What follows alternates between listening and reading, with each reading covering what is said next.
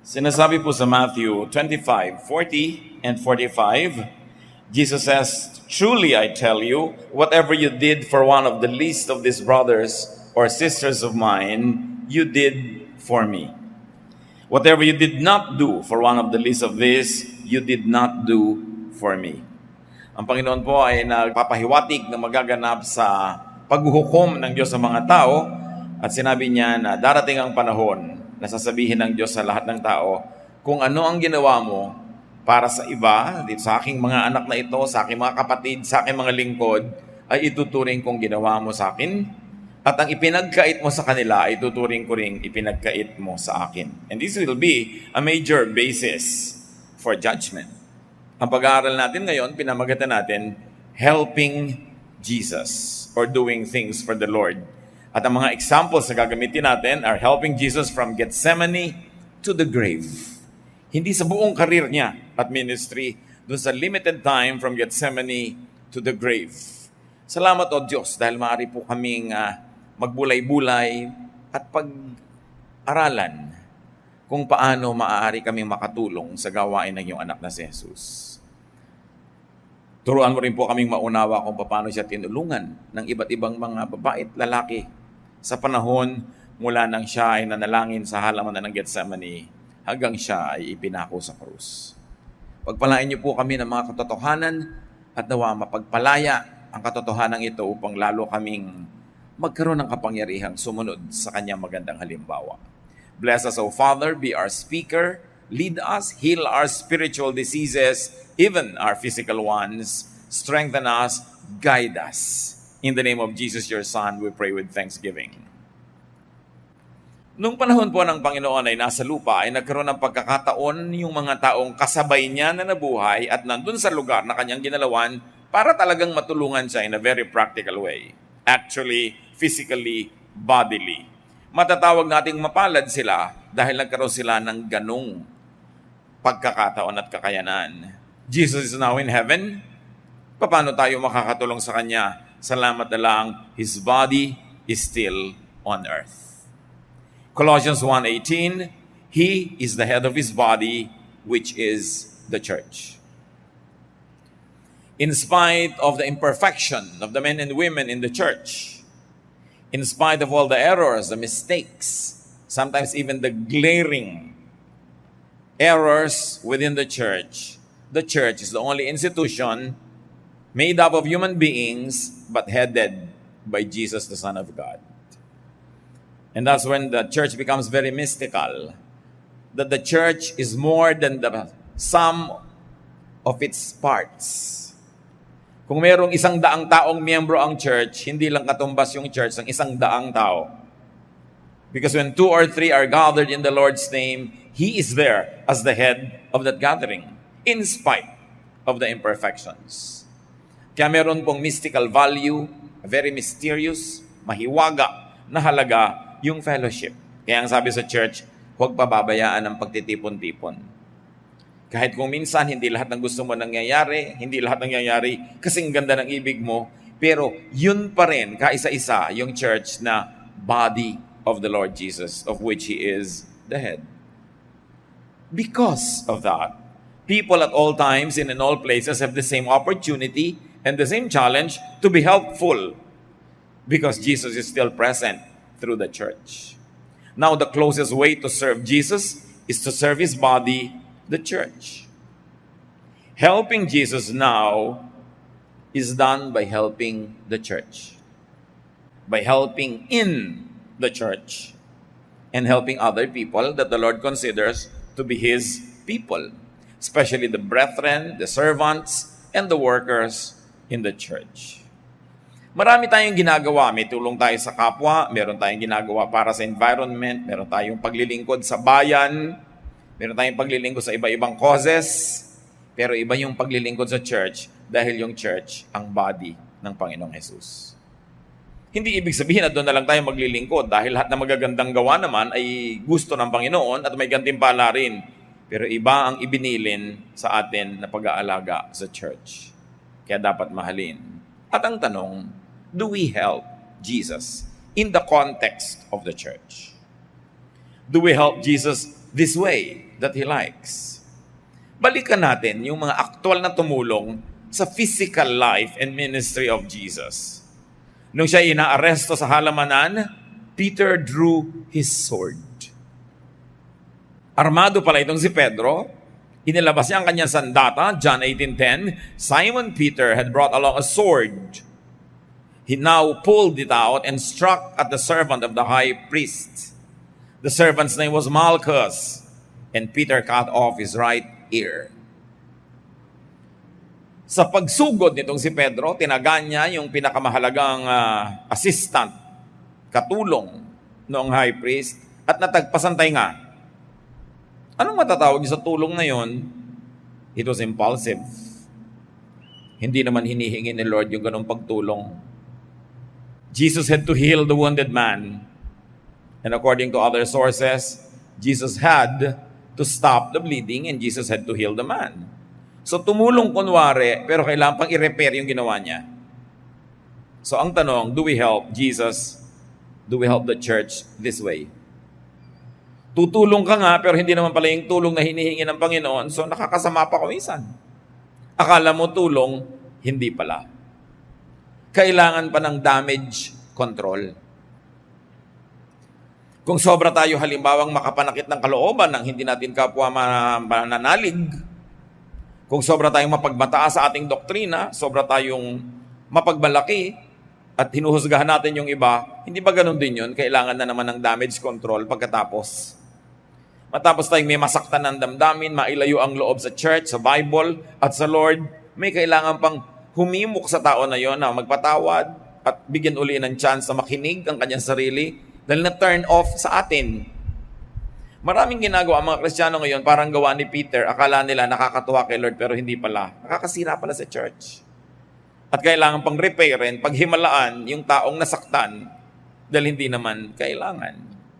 Overzealousness, judgmentalism, self-righteousness, self-promotion, lahat ng yan, hindi hinihingi ni Lord para sa atin. Hindi tayo nakakatulong sa church. Pag ipinagyayabang natin yung church natin, ipinagmamalaki, at parang dinadaig natin, kinakawawa o binabaliwala at pinagmumukhang mali ang iba. We don't help the cause of Jesus. Peter followed Jesus. That's another way to serve Him. To the house of the high priest. Matthew 26:57-58, matapos dakpin ng Panginoon, dinala sa bahay ng high priest. After Jesus had been arrested, He was led off to the house of Caiaphas, the high priest. But Peter followed along at a distance and came to the courtyard of the high priest's palace. He went in and sat down with the guards to see what was going to happen. Habang nagpulasan ng lahat, iniwan ng Panginoong Yesus, may isa namang sumunod-sunod, bagamat sa malayo. Pero hindi naman siya sumunod ng lubos. Hindi na siya pumasok sa loob dahil natatakot din siyang mapahamak. He followed only to be overcome by fear later, and then later on to deny Jesus. Huwag naman sana, but does anyone follow Jesus this way? Magsisimulang sumunod kunwari, but when the going gets tough, begins to deny any relationship with the Lord. Pag magmumukha na may disadvantage o baka mapahamak, malagay sa gipit, itatatwa na ang Panginoon. Isang uri ng paglilingkod na yes, maganda sa simula, hindi lang tinuloy at binuo. At ang naging ending pa ni Peter ay lubha siyang nalungkot, umiyak siya dahil na-realize naman niya. Itinatuwa niya pala, matapos na sumunod pa raw siya kunwari. So kung sumunod na ng buo, sabi ni Lord, count the cost before you begin building a tower.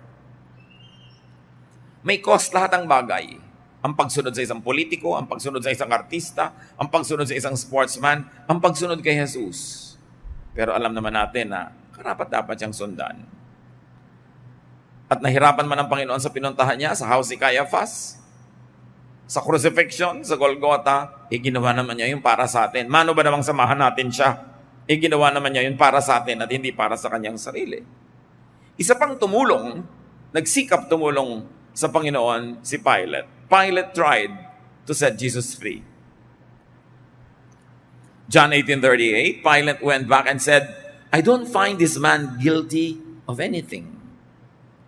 And since I usually set a prisoner free for you at the Passover, would you like me to set free the king of the Jews? Sinikap ni Pilate dahil alam niya hindi naman masamang tao yung si Jesus. Hindi naman totoo yung mga paratang. Sinikap niyang tulungan na huwag mapako. And then Pilate's wife also helped by sending him a note. Habang naglilitis, nagpadala ng sulat itong babae, Matthew 27:19. While Pilate was judging the case, his wife sent him a message. It said, "Don't have anything to do with that innocent man.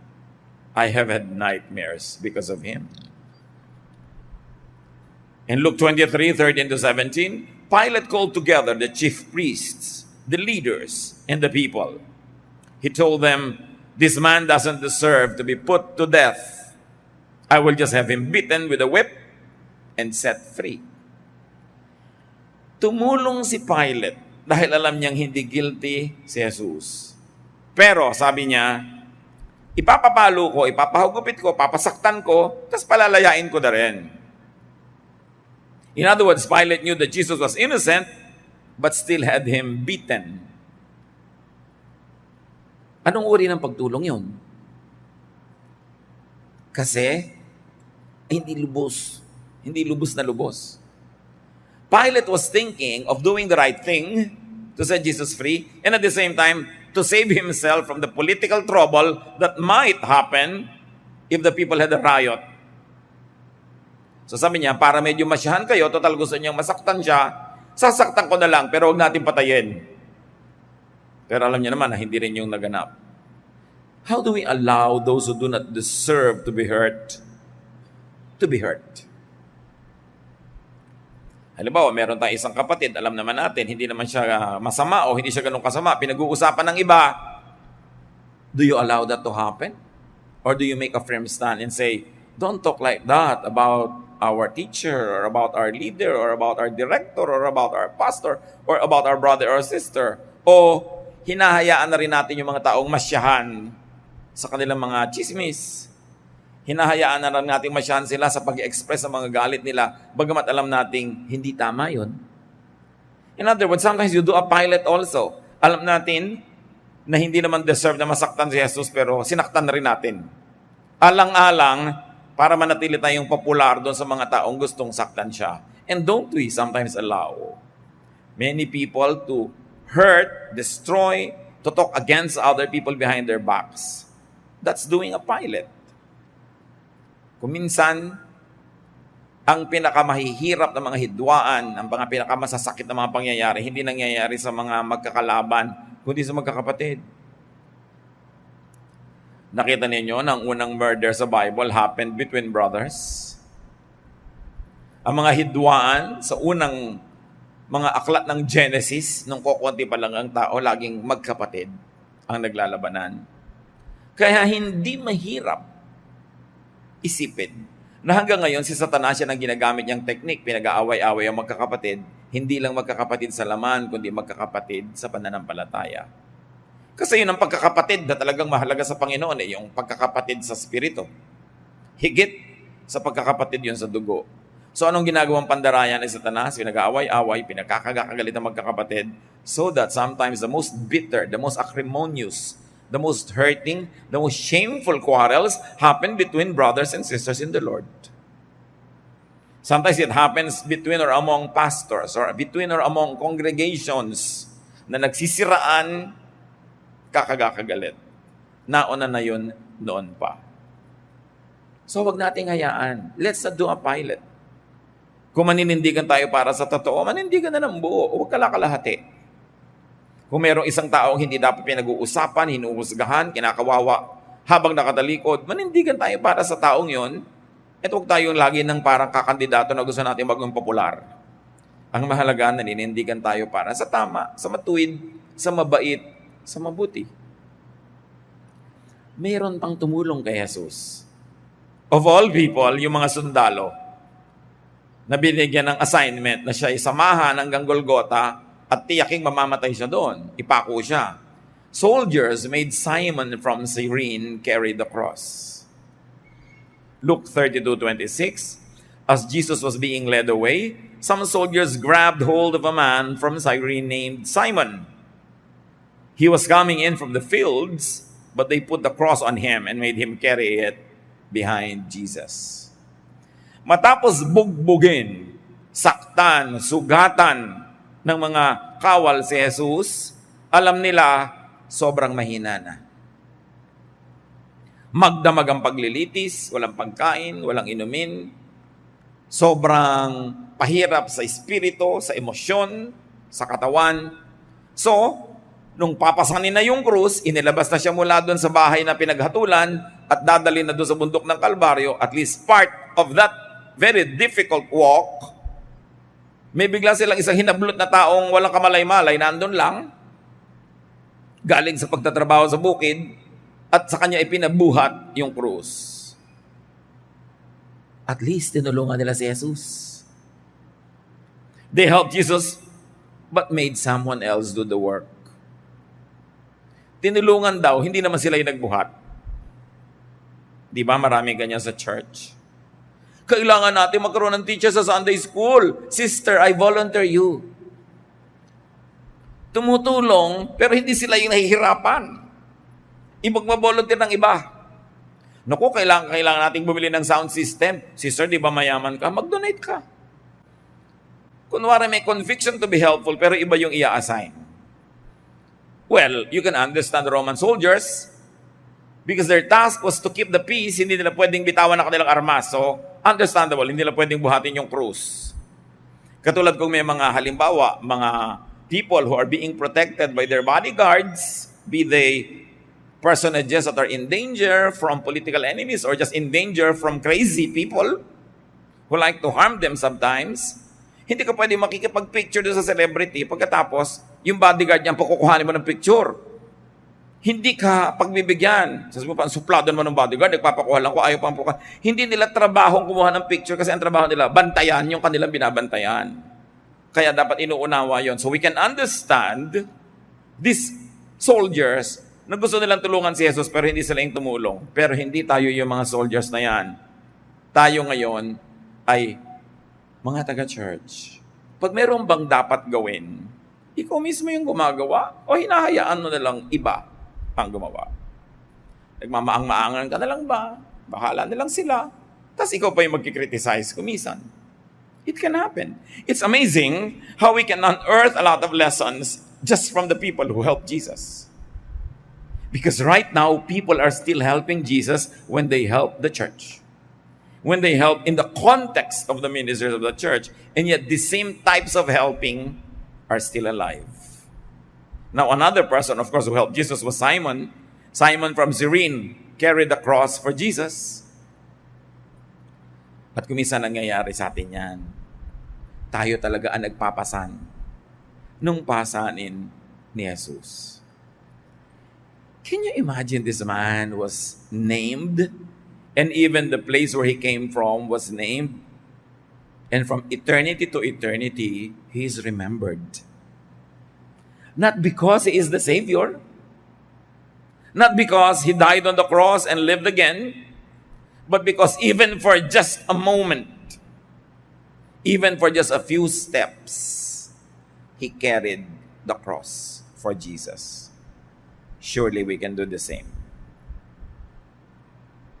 Pagka yung mga gustong mahalin ni Jesus ay minahal natin, yung mga gusto niyang patawarin ay pinatawad natin, yung gusto niyang turuan ay tinuruan natin, yung gusto niyang bigyan ng pag-asa ay binigyan natin ng pag-asa, yung gusto niyang tanggapin dahil outcast ay tinanggap natin, aren't we carrying the cross of Jesus?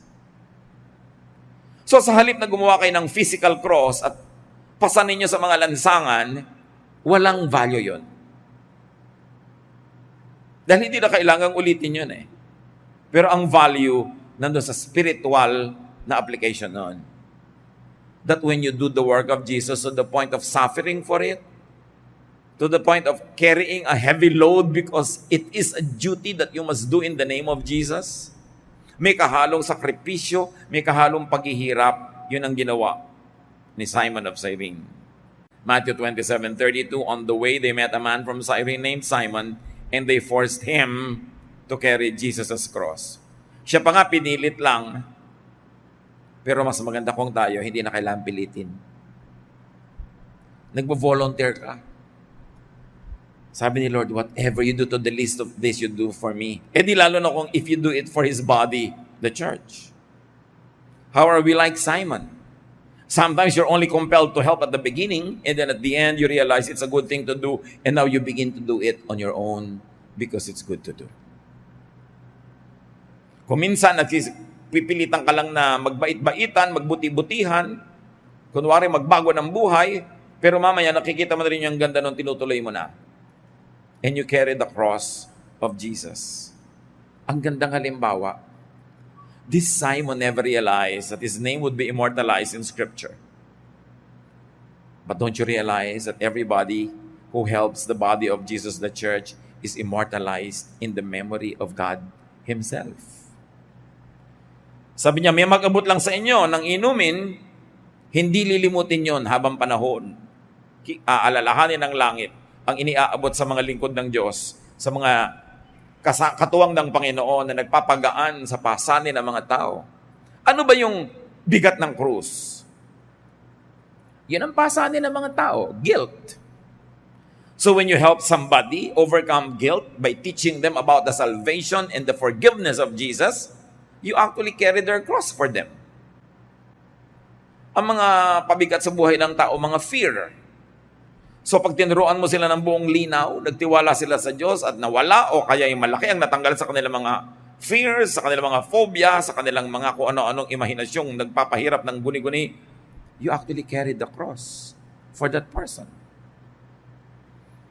Shame. When people are so ashamed of their past, so ashamed of themselves, and you make them realize the acceptance that Jesus has prepared for them. And their shame is covered by the blood of Jesus, and they get dressed by the righteousness of God, you actually carry the cross.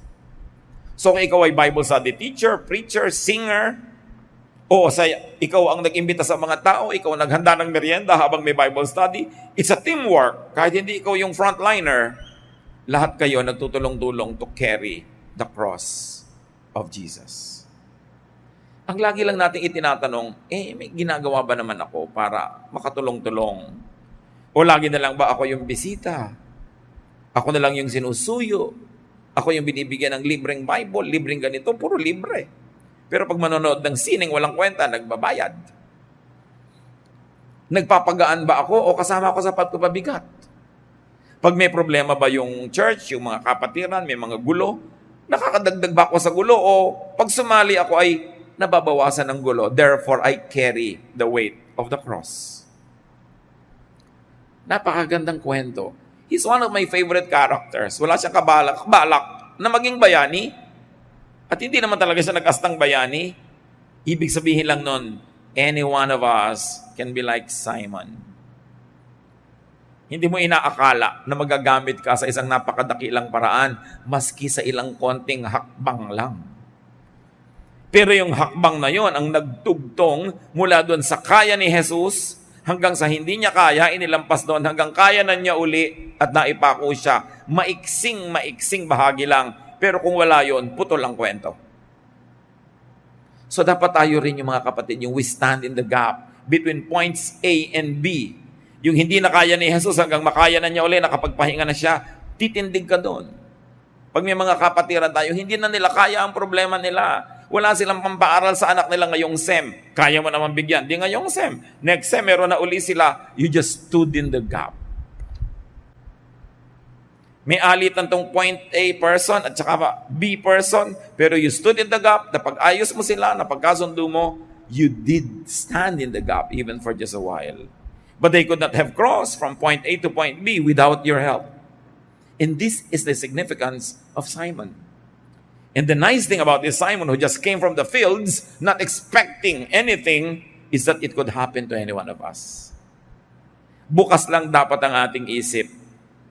Handa tayong gawin kung biglang ipinakita ng pagkakataon na ito na yung pagkakataong tumulong para dugtungan yung naputol. Ano man yon. May mga tumulong pa kay Lord, the weeping women and the crowds. that followed him. Luke 32, 27 to 31, a large crowd was following Jesus, and in the crowd, a lot of women were crying and weeping for him. Tanong, ano naman ang naitulong nung nag-iiyak? Pakikiramay. This is what I call the ministry of presence. Hindi ka naman nakabuhat ng krus. Hindi mo naman sinanggahan yung hampas para sa katawan mo lumatay. Hindi ka naman nagpapako, pero nakatulong ka just by being there. Nakaka-encourage. Yan yung ministry natin. Pag meron tayong mga kaibigang may mahal sa buhay na nasa ospital, sinasamahan natin sa pagbabantay, at lalo na nag-aambag tayo ng konti sa gastos kung hindi niya kaya yung gastos. The ministry of helps. Napakaraming umalipusta, humamak sa Panginoong Yesus nung araw na yon. The weeping of these women, the following of this crowd was so important to give balance to the very sad reality that many people deserted him. The disciples deserted him. They were nowhere to be found, but these women were weeping. And that was the ministry of presence. Ang ganda ng salita sa atin yan sa Tagalog, pakikiramay. Wala ka naman talagang magagawa para bawasan yung sakit. Hindi mo lang pwedeng ilagay sa sarili mong katawan, pero nahahati ang sakit dahil nandun ka at katuwang. Pag nakikiramay tayo sa mga taong nahihirapan, kahit pa kasalanan nila kaya sila nahirapan, hindi naman tayo dapat judge. You divide the person's sorrow by being there. You are doing this ministry of presence. Very crucial. Paano tayo makikiramay kay Jesus? Pag nakikiramay tayo sa mga taong mahal niya na nangangailangan ng damay. Later, the women went to the tomb to anoint the body. So hindi lang pakikiramay sa pag-iyak, mayroong practical help. Dadala nila ng mga spices para linisin yung katawan na hindi na asikasong linisin dahil nung inilibing ay nagmamadali dahil gabi na ng Sabat, hindi na pwede magtrabaho. Luke 23, 55 to 56. The women who had come with Jesus from Galilee followed Joseph and watched how Jesus' body was placed in the tomb. That was Joseph of Arimathea. Then they went to prepare some sweet-smelling spices for his burial. Inalam ng mga babaeng ito kung saan nailibing si Jesus para matapos ang Sabat ay pwede na nilang dalhan ng mga spices na ayon sa kanilang kaugalian ng paglilibing. Para mga kapatid ni Jose Rizal, na nung si Rizal ay binaril sa Bagong Bayan, hindi ginamit ang mga Kastila yung ataul na ipinadala ng pamilya ni Rizal. Hindi nila sinabi kung saan ililibing at basta na lang nila inihulog sa isang hukay na walang marka, nothing. Ayaw nilang malaman kung saan inilibing si Rizal. At ang mga kapatid ni Jose Rizal, sinuyod ang lahat ng libingan para malaman nila kung saan nilibing. At nalaman nila. Kaya nung nanalo ang ating himagsikan laban sa mga Kastila, kaya lang sa kaswayang palad, dumating ang mga Amerikano at sinakop naman tayo, nung panahon na yon, hinukay nila yung libingan at nakuha pa nila yung ilang bungo at ilang mga bahagi ng kalansay na siya namang inilagay ngayon sa ilalim ng monumento sa Luneta. Women, brave enough to look for the graves where very unpopular heroes of their time were buried. Matitibay ang mga loob, maganda ang mga ministry ng kababaihan. Akala natin lagi na lang silang iyakin, lagi na lang mahina ang loob. Kung tutuusin, sa Biblia makikita mong pinakamatitibay ang mga loob para mga Pilipina. May ministry ang women, lalong-lalo kung titigilan ng ministry of chismis. At mag-concentrate sa ministry of presence, ministry of help, ministry of bravery. Dapat din i-redeem, bawiin yung negative impression about women na pinauso ng marami. Na mahilig magchismisan, magkagulo, etc., etc. Not these biblical women. They meant to really follow Jesus. At ang lakas nila, ginamit nila sa tama, sa constructive. Ang tatapang nga nila. Sino na naman ang kauna-unahang mga tao doon sa libingan ni Jesus noong kinaumagahan ng linggo na tapos na ang Sabat? Madilim pa? Yung mga babaeng ito. At pinoproblema nila, papunta nila sa nila, sino kaya sa atin ang magtutulong para yung batong pangtakip sa bunga nga ng kuweba ay matanggal? Dahil ang bigat-bigat noon, kahit 3 malalaking lalaki, hirap.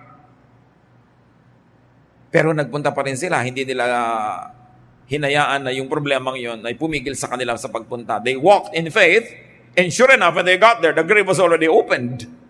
It was opened by an angel. So walk in faith. Do what you can. Bring what you can and let God do the rest.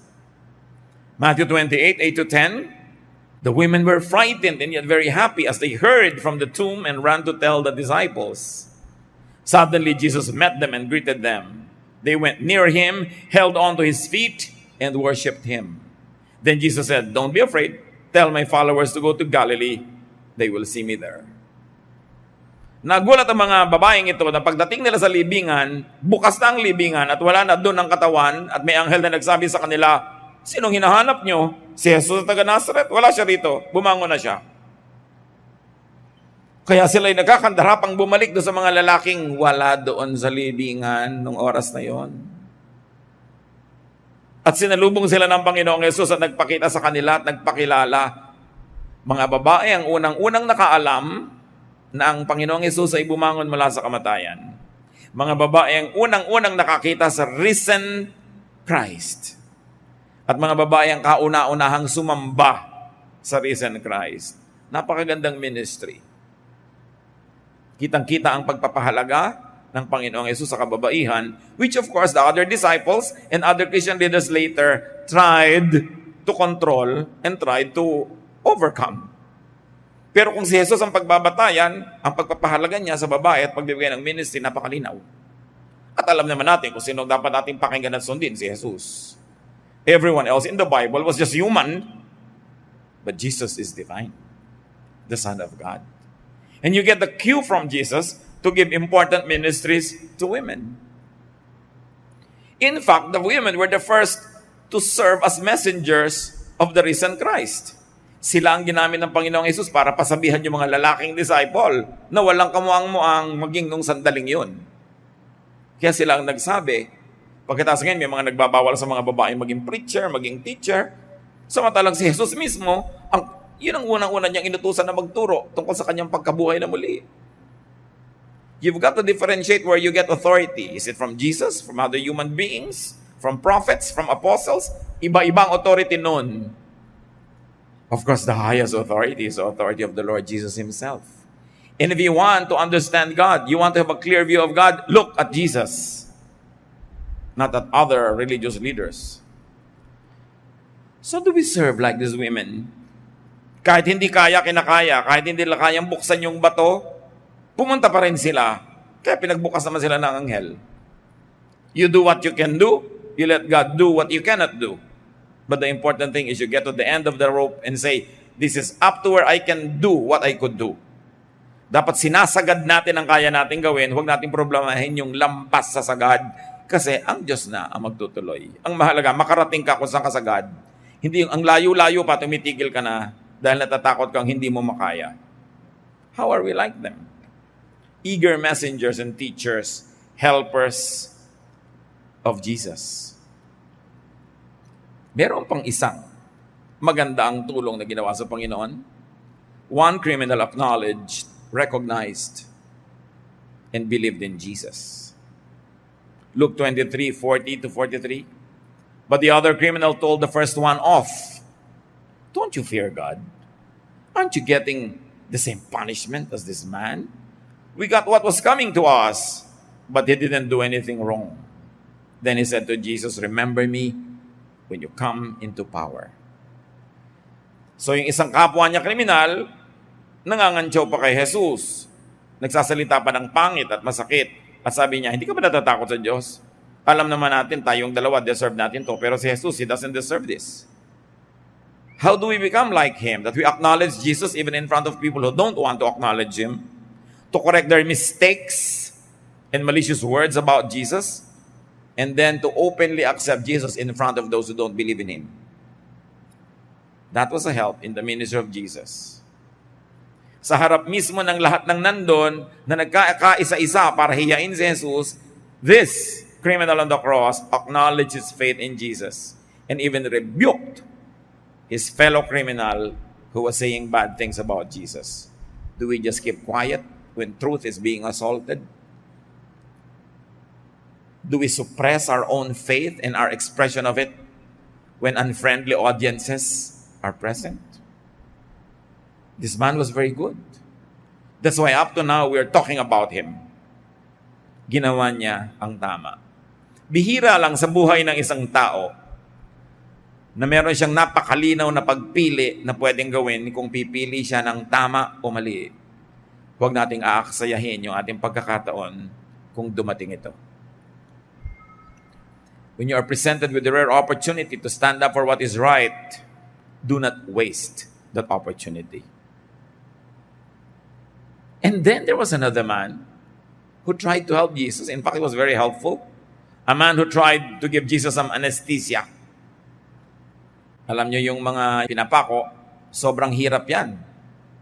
So bilang charity, gesture of humanitarian concern, may mga mumurahing alak na hinahaluan nila ng mga sari-saring abdo ng hayop, kung ano-ano mga timpla, para pagka pumasok sa iyong bibig na inom mo, mabangag ka, malasing, at nang di mo naman sobrang maramdaman yung sakit. Mark 15:23, there they gave him some wine mixed with a drug to ease the pain, but he refused to drink it. May isang nagmagandang loob, sinikap niyang painumin si Jesus nung alak na may ano-anong timpla para siya malasing at wag na niyang lubos na maramdaman. Pagkamat tinanggihan ni Jesus, kasi buong puso at buong gising niyang tinanggap ang kaparusahan na para sa ating lahat. Pero it's still a good gesture. This is the ministry of comfort. This man was trying to comfort Jesus. What the disciples never did, this man, anonymous, nameless, faceless, did for Jesus. Gusto niyang bigyan ng ginhawa. Pag may tao bang naghihirap, willing tayong magbigay ng ginhawa. Kaya pagka halimbawa may nababalitaan tayong meron palang cancer, si gano'n nakilala natin o mahal sa buhay ng kilala natin, ang una nating itinatanong, lalo't pagka sinabing terminal case, how is the pain management? Is there enough funds para kung kailangan ng morphine, mag-morphine? Kung kailangan ng pampatulog, para wag nang maramdaman. Kung sakaling hindi maiiwasan, nang babawian ng buhay dahil sa napakatalamak na sakit. Kung sakaling hindi maiiwasan, nang babawian ng buhay si Jesus dahil sa talamak na parusang binibigay sa Kanya, at least bigyan mo ng pampamanhid. This is the ministry of comfort at work. At lagi kong hinihimo ka mga kapatid natin, lalo may mga kakayahan naman, may kakilala ka na may sakit na sobrang nagdurusa sa sakit at walang ikaya sa gastos, mag-donate ka kahit isang shot ng painkiller, isang shot ng morphine kung yan ang sinabi ng doktor na dapat at kailangan. Kahit hindi mo kayang suplayan ng lahat ng araw yon, isa lang, makadugtong ka lang, may isang magbibigay uli, may isa nagkakadugtong-dugtong. Bihira naman sa atin yung kayang tumulong ng buong-buo mula simula hanggang dulo. Pero pwede tayong mag-donate ng konti. At pag pinagsasama-sama natin yon, inuulit natin ang ginawa ng taong ito kay Jesus. At sabi ni Lord, pag ginawa nyo yan para sa mga kawawang ito, sa aking mga anak, ituturing kong ginawa nyo para sa akin. Well-meaning, although refused by the Lord, because he had another reason to refuse it, not because the help was not good. And then finally, the Lord accepted another drink. When the Lord was about to die already, a man gave a drink to Jesus. And he accepted it. John 19:28-30, Jesus knew that he had now finished his work. And in order to make the scriptures come true, he said, I am thirsty. A jar of cheap wine was there, Someone then soaked a sponge with the wine and held it up to Jesus' mouth on the stem of a hyssop plant. After Jesus drank the wine, he said, "Everything is done."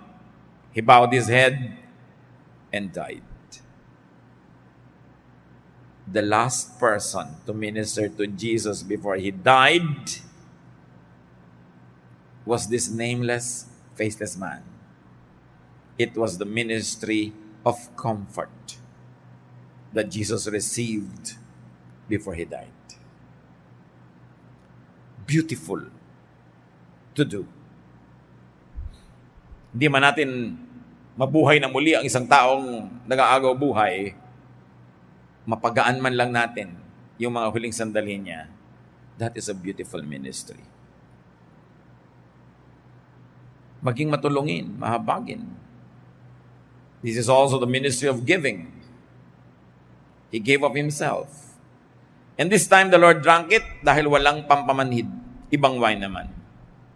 And besides, he was already going to die. Sinabi niya, "It is finished. Everything is done." The Greek words were tetelestai. It means, it's beautiful. Pagka isang artist, natapos na sa kanyang gagawin, pag tiningnan niya, nireview niya, nasyahan siya, sasabihin niya, tetelestai. Tama ang trabaho, maganda. At yon ang sinabi ng Panginoon nung nireview niya ang kanyang buong ministry of salvation. It is finished. Tetelestai. Now, finally, there's a man also who helped. Joseph of Arimathea and Nicodemus buried Jesus' body after he died. Luke 23, 52 to 53. Joseph went to Pilate and asked for Jesus' body. He took the body down from the cross and wrapped it in fine cloth. Then he put it in a tomb that had been cut out of solid rock that had never been used. And I call this ministry the ministry of the influential. Sino ang maglalakas ng loob na hingin ang katawan ni Kristo sa kanyang mga followers, sa puro mga maralita, mga promdi? They were from Galilee, a province. They were not from Jerusalem. And Jesus was killed in Jerusalem. Wala silang kilala, wala silang contact. Hindi sila papansinin ng gobernador. Joseph of Arimathea was a rich man. He was a ruler of the synagogue. He was a ruler among the Jewish people. So yung mayaman, may kapangyarihan, may contact, may connection, may ministry yan. At ginagamit yung ministry na yan for the sake of Jesus' body. And remember, what is Jesus' body now? The church. Ginamit niya yung kanyang yaman, yung kanyang influensya para hingin yung katawan. A very special ministry. Not everybody can have this. Because not everybody can go to the governor. Not everybody has the connection, the confidence to do that. So yung kung may mga taong, if you think you're above the rest, dahil kayo may distinction, may kapangyarihan, may kakayanan, may connect, gamitin nyo yan for the sake of God's body, the church. As Joseph of Arimathea had so beautifully demonstrated. He interceded for the influenceless followers of Jesus. He became a power broker in a very good way. John 19, 39 to 42. Nicodemus also came with about 75 pounds of spices made from myrrh and aloes. This was the same Nicodemus who had visited Jesus at night. Remember, one of the rulers of the synagogue, a religious leader, who was not officially a Jesus believer, visited Jesus at night, at sa kanya sinabi ni Lord yung, unless a man is born again, he cannot see the kingdom of God. This was the same Nicodemus. So together with Joseph of Arimathea, itong dalawang mayaman, makapangyarihan ng mga believers ni Lord ang kumilos. Ano naman ang ginawa niya? Nagdala siya ng 75 pounds of spices. Can you imagine how much it costs? Ang mahal. Pero to honor the Lord Jesus, to abide by tradition, to preserve the body from needless, immediate decay according to their science and their practice, he brought a lot of spices. This is what you call the ministry of the rich. To whom much is given, much is required. Maraming ibinigay sa si Lord na blessing, di marami ring hinahanap sa'yo. Alam naman magbigay ka ng kasing konti nung maralita, hindi ka naman maralita. Hindi bagay. Meron talagang ang ministry, kaya siya pinayaman, para magbigay siya ng marami. Pero hindi naman dapat yung mga hindi mayaman, isbing, mayaman nila magbigay. Lahat kasi may ministry na, isa-isa na natin, ano? Ang mga ministry na ito, even the widow gave her walang kakwenta-kwentang coin, and Jesus said she gave the most. Walang exempted sa paglilingkod sa body ni Lord. Why? Because He served us first. Kung gusto mong ma-exempt ka sa paglilingkod, magpa-exempt ka na rin sa salvation. Go to hell. But if you don't want to go to hell for your sins, if you want to have a Savior, then be a part of the family and do your household chore. Walang free ride. Lahat may tungkulin. Walang audience, walang performer, lahat pare-parehong naglilingkod. The ministry of giving, beautifully demonstrated by Nicodemus. Now, Joseph of Arimathea is the one believed to have owned the tomb. Bagong libingan, ibinigay niya sa Panginoon, wala pang ibang naunang inilibing, doon inilibing si Jesus. Malay ba niya na isosolid sa kanya after 3 days, no? Pero willing siyang ibigay forever yung libingan na yon. Pero willing na willing siyang ibinigay, isinoli din agad. God cannot be any man's debtor. Hindi hinahayaan ng Diyos na may utang siya kahit kanino, kaya pag nagbigay ka, ibabalik din agad sa'yo. At yung ibinigay mo naman, nauna na siyang nagbigay, kaya ka nga may ibibigay. Napakagandang mga kasaysayan. Kung i-apply natin sa ating sariling buhay, hindi sa katabi, baka, kita mo, ikaw yung mayaman, ikaw yung magbigay. Ganun na naman yung ipinabuhat sa iba yung krus, ha? Dapat lahat tayo nagtutulong-tulong. How do we serve Jesus' body? Alam niyo itong mga kwento na pang Holy Week, paulit-ulit na lang taon-taon. Dapat may iba-ibang talab. Dapat merong iba-ibang dating. Para habang binibigyan tayo ng Panginoon ng maraming Holy Weeks ng buhay natin, lumalalim ang pananalig, tumitibay ang dibdib, at dumadami ang bunga ng mga magagandang gawa. Serve. Help Jesus by helping His body. Now, dear God, we thank You that You first loved us. Salamat na kahit hindi namin hiniling, Kayo na ang nagkusang kami ay palayain sa pamamagitan ng Iyong anak na si Jesus. And we thank You for this perfect ministry. Salamat na lang, Panginoon, dahil ang Iyong anak na si Jesus kahit bumalik na sa kalangitan, naiwan ang Kanyang katawan, ang iglesia, ang kapatiran. Turuan Niyo kaming igalang yung body na ito. Tulungan Niyo kami, Panginoon, to contribute, to help, so that this body can be at its healthiest best, so that this